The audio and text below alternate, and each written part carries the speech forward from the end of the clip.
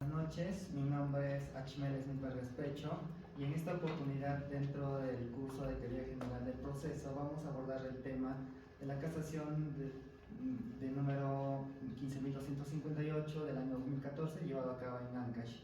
Esto en materia civil. Bueno, los antecedentes fueron que la presente casación, identificada con el número 15.258 del año 2014 llevado en Ancash, surge de una discordia familiar por la titularidad de un vasto predio rústico.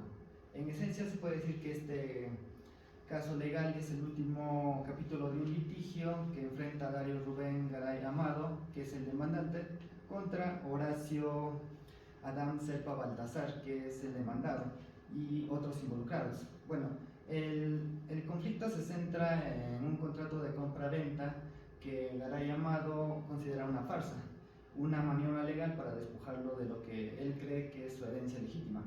Esta historia, con la demanda de Garay Amado, quien acudió a los tribunales buscando una nulidad de un acto jurídico, según sus palabras, está viciado de raíz. Se trataba de la venta de un predio rústico conocido como Ichic, Coya y Ganges, con una sorprendente extensión de casi 1000 hectáreas en el distrito de San Marcos. El demandante no solo pidió que se declare nulo el contrato, sino que también solicitó la anulación de la inscripción registral de dicha transferencia de la oficina registral de Huaraz, convencido de que todo el proceso era una simulación completa. El principal argumento de Garay Amado sostenía que el contrato de compra-venta no era más que una aparente transparencia con el único fin de sustraer los derechos hereditarios que le correspondían sobre dicho bien.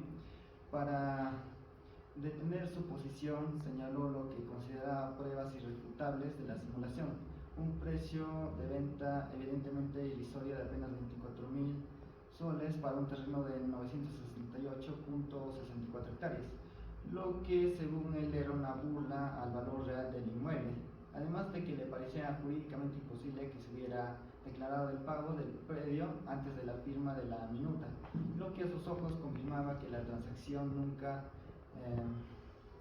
se dio realmente. Bueno, entonces frente a esta acusación, el demandado Horacio Adam Serpa Baltasar no tardó en responder, defendiendo la validez del acto jurídico y, más importante aún, cuestionando la base misma de la demanda. Serpa Baltasar interpuso una excepción de falta de legitimidad para obrar del demandante. Entonces su estrategia legal se centró en demostrar que Dario Rubén Garay Amado no tenía ningún derecho sobre dicho bien inmueble. Según a él, la propiedad había sido obtenida por su padre y otros familiares a través de la reforma agraria de 1965 y su derecho estaba debidamente inscrito en los registros públicos. También argumentó que los derechos hereditarios que el demandante reclamaba ya habían sido desestimados en un proceso judicial anterior de división y participación.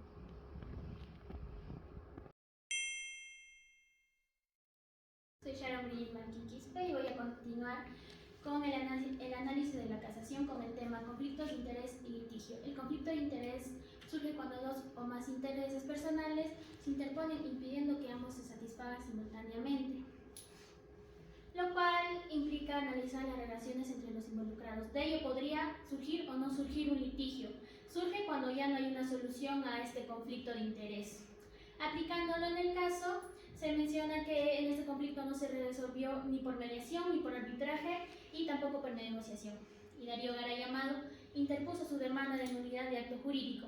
Ahí es cuando se convierte en litigio. Y a partir de ese momento, la disputa dejó de ser un problema entre particulares y pasó a ser un caso judicial, donde el Estado, a través de sus jueces, debe intervenir para resolver la contienda basándose en la ley.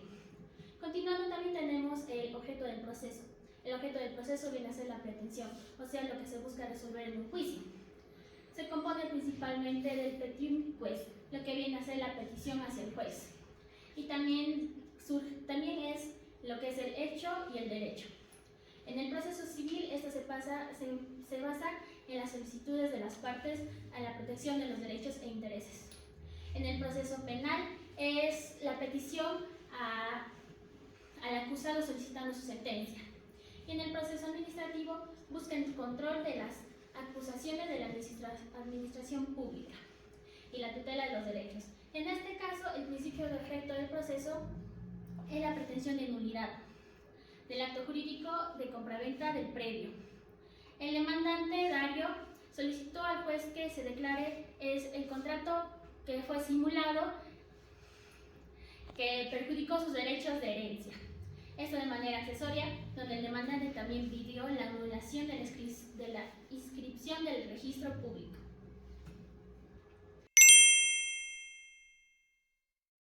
Mi nombre es Chanel Xiomara Barrios Amaro. Continuando con el análisis de la casación, el derecho de acción, también llamado acción procesal, es el poder judicial que tiene toda persona natural o jurídica para poder acudir al Poder Judicial, competente a reclamar la protección de un derecho o pedir el cumplimiento de una obligación, mediante el proceso judicial, en este caso de instancias inferiores, al declarar la excepción de falta de legitimidad para obrar, exigiendo a Dario Rubén Garay Amado que demostrara ser legítimo heredero del pedrío con una sentencia firme, lo cual negaron su derecho de acción, impidiendo siquiera presentar su caso.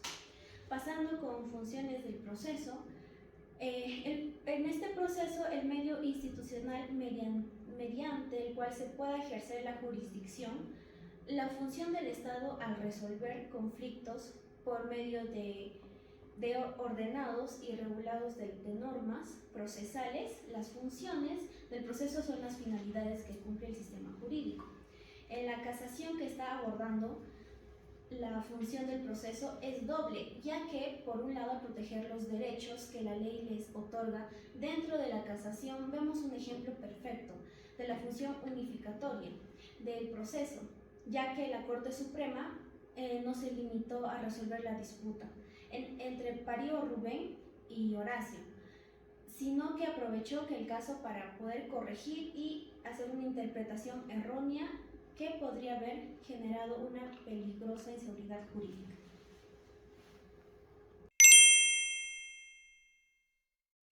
Mi nombre es Karen Ortiz Gutiérrez. Continuando con el análisis de la casación, voy a hablar acerca de lo que es el derecho a la tutela jurisdiccional efectiva y el debido proceso, ya que esos dos derechos, como bien se encuentran consagrados en el artículo 139 de la Constitución Política del Perú, y pues son la base del sistema de justicia. Ahora bien, la tutela jurisdiccional efectiva es un derecho de toda persona a que el Estado le otorga una vía para resolver un conflicto de intereses. Esto no se limita a la mera existencia de un tribunal, sino que garantiza que se obtenga una resolución de fondo justa y efectiva. Además, que el Tribunal Constitucional del Perú ha reiterado en numerosas sentencias que este derecho consiste en la posibilidad de acceder a los órganos jurisdiccionales, la obtención de una resolución motivada y congruente. El debido proceso, por su parte, es el conjunto de garantías y principios que rigen la tramitación de cualquier proceso judicial, lo cual esto incluye el derecho a la defensa, a un juez imparcial, a un plazo razonable, a la pluralidad de instancias y crucialmente a la motivación de las resoluciones judiciales para garantizar los derechos, en este caso al ciudadano. Ahora, en el caso, la Corte Suprema concluye que la decisión de las instancias inferiores, al declarar fundada la excepción de la falta de legitimidad para obrar, vulnera estos derechos al momento de exigirle al demandante la prueba de su derecho hereditario. Antes de permitirle continuar con el proceso, los jueces le negaron, en este caso, la posibilidad de que su reclamo fuera resuelto. Asimismo, lo que constituye el menoscabo a su derecho a la tutela jurisdiccional efectiva y a la motivación adecuada en su fallo, afecta el principio del debido proceso. La legitimidad para obrar también es un presupuesto procesal que se refiere a la conexión entre las partes del proceso y la relación jurídica material sobre lo que se discute. Ahora bien, no se trata de probar la existencia del derecho, sino en este caso es de demostrar la pertinencia para ser parte del proceso en una controversia. Por ejemplo, el demandante debe alegar ser el titular del derecho o interés afectado para que la demanda sea viable. En el caso, la Corte Suprema diferencia la legitimidad para obrar de la titularidad del derecho. Asimismo, el demandante no necesita probar en la etapa inicial del proceso que pues en este caso era legítimo, heredero, sino alegar que tenía un interés legítimo. Ahora hablemos del derecho de contradicción, que este principio del debido proceso para garantizar que nadie puede ser juzgado sin ser escuchado, además de que es la contraparte del derecho de acción. Si el demandante tiene derecho a presentar su reclamo, el demandado también tiene derecho a defenderse y a presentar sus argumentos y pruebas propias para refutar lo que se dice de él. Ahora, este principio también va a asegurar un debate judicial justo donde ambas partes tienen la oportunidad de presentar sus argumentos, evitando que el juez tome una decisión única basada en una de las partes. Esta es una garantía esencial para la imparcialidad del proceso judicial, como la misma sentencia lo menciona. Ahora, este principio fue identificado en el caso cuando el demandado Horacio Adán Cepa Baltasar alega su derecho de contradicción para defenderse de la demanda de nulidad del acto jurídico. Al recibir la demanda de Dario Rubén Garay Amado, él no se quedó de brazos cruzados y eso presentó una excepción de falta de legitimidad para obrar.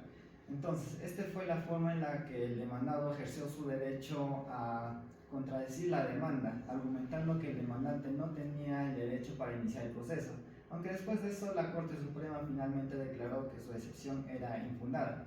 El hecho que se le permitió presentarla y el proceso se deterioró para que los otros jueces la analizaran. Esto demuestra la importancia del derecho de contradicción. El proceso no siguió adelante sin la participación de la parte demandando. Por el contrario, su defensa fue escuchada y debatida en 2 instancias judiciales, llegando hasta la Corte Suprema para una decisión final. Ahora, el principio de lealtad y buena fe procesal son 2 principios éticos que se basan en la idea de que todas las partes, incluyendo los jueces, deben actuar con honestidad, transparencia y sin intención de engañar o dilatar el proceso. Es un llamado a la honradez en el litigio, a comportarse de manera correcta y no usar el proceso judicial para fines indebidos o para perjudicar a la otra parte.